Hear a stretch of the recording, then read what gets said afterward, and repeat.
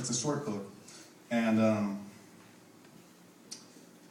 I don't know how to explain this. Okay. He was 19 years old. When he was 19, he gave up writing completely, and he ran away to North Africa and started running guns and trying to make money.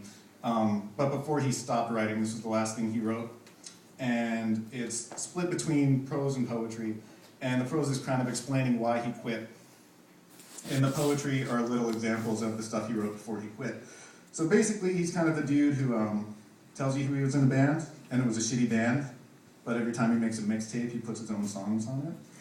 And that's what I'm going to read. The songs and poetry, I think he kind of thinks they're cheesy, they rhyme, and they don't fit in with everything else, so there's a bit of a difference in between them, but you'll notice it when it comes. This is called Valerian II, Alchemy of the Word. My turn. The history of one of my follies. For quite some time, I boasted of possessing all possible landscapes. I found the big names in modern painting and poetry laughable. I preferred stupid paintings, door panels, theater seats, carnival posters, signs, popular engravings, old-fashioned literature, church Latin, poorly spelled pornographic books, old operas, silly refrains, naive rhythms.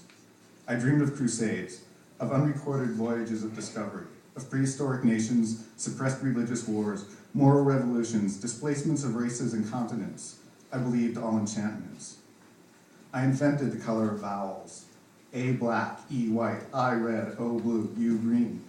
I set the form and movements of each consonant, and with instinctive rhythms, I flattered myself the inventor of a poetic language, one day accessible to all of the senses. I reserved translation rights. It began as a study. I scribbled silences in the nights, expressing the inexpressible. I stared down vertigos. Far from the birds, the herds, the village girls, what did I drink on my knees in the heather, surrounded by soft copses of hazel in a misty afternoon of mild green weather? What could I be drinking in that young Oise, voiceless elms, overcast sky, flowerless lawn, drinking from those yellow gourds far from my beloved cabin, some warm liquor tinted with the dawn? I made a suspicious sign for an inn. A storm cast away the sky. In the evenings, the water of the wood sank into virgin sands. The wind of God hurled icicles into the pools. Weeping, I saw gold and could not drink. Summer, 4 o'clock in the morning, the sleep of love continues still. Under the grove dispels the smells of a festive evening. In the vast workshop under the Hesperian sun, the carpenters roll up their sleeves. Their labor has begun. In their desert of moss, they quietly prepare the canopies on which the city will paint false skies.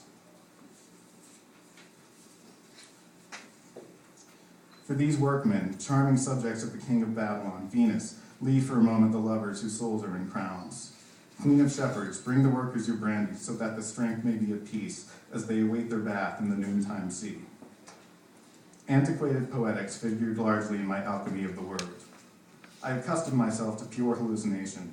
I saw very clearly a mosque in the place of a factory, a school of drummers composed of angels, coaches on roads in the sky, a parlor at the bottom of the lake, monsters, mysteries.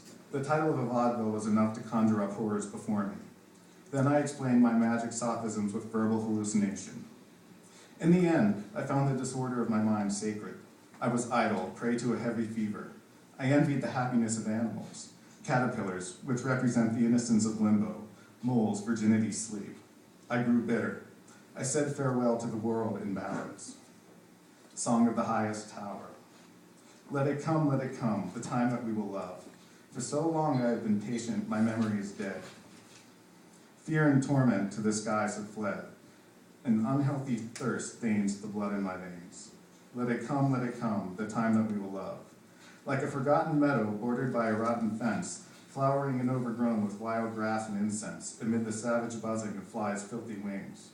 Let it come, the time that we will love. I love the deserts and scorched orchards, faded shops and tepid drinks. I dragged myself through stinking alleys and, eyes closed, offered myself to the sun, the god of fire. General, if an old cannon remains on your rusted ramparts, bombard us with blocks of dried earth. Set your sights on the windows of luxurious stores. Aim for the parlors. Make the city eat its own dust. Oxidize the gargoyles. Fill the bedrooms with the burning powder of rubies. Oh, the gnat swimming in the inn's urinal, drunk on piss, in love with wildflowers and dissolved by a ray of sunlight. Hunger. If I have any taste, it is alone for the barren earth and stones. I feast on nothing anymore but air and rocks, coal and ore. My hungers turn, graze hungers on the fields of wheat, suck the gray venom of the bindweed. Eat the scattered shards of stones in old churchyards, the pebbles of old floods, bread scattered in gray valleys. Beneath the leaf the wolf howls, bright feathers bursting from its mouth, the remains of a freshly eaten fowl. Like him, I consume myself. The lettuce and the fruit wait only for the harvest, but the spider on the hedge subsists on violets. Let me sleep, let me boil at the altars of Solomon. Over the rust the water roils and merges with the kidney.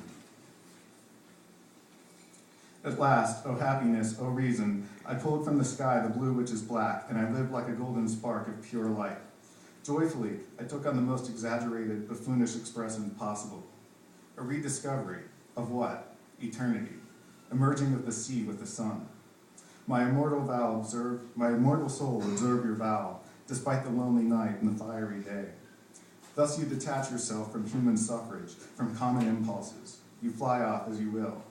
Never any hope, no aureature, knowledge and patience, suffering is sure. No tomorrow, satin embers, your ardor is duty. A rediscovery, what? Eternity, emerging of the sea with the sun. I became a fabulous opera. I saw that all beings had a fatality for happiness. Action is not life, but the spoiling of some force, an enervation.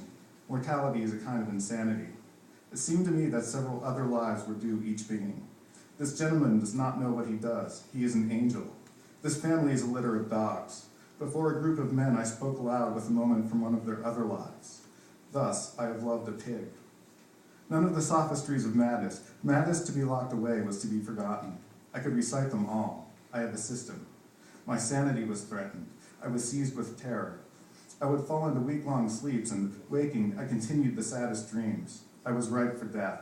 My weakness led me down a dangerous path to the edge of the world and on to Samaria, the land of shadows and whirlwinds. It was time to leave. I had to shake off the enchantments assembled in my mind.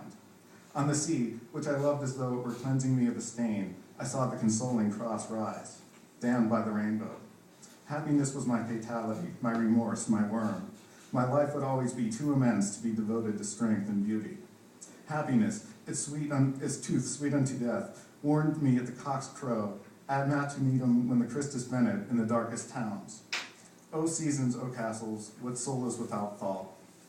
I have made the arcane study of the happiness none may flee. We toast it each time the Gallic cock cries. I'm giving up on desire. I've sunk enough in that mire.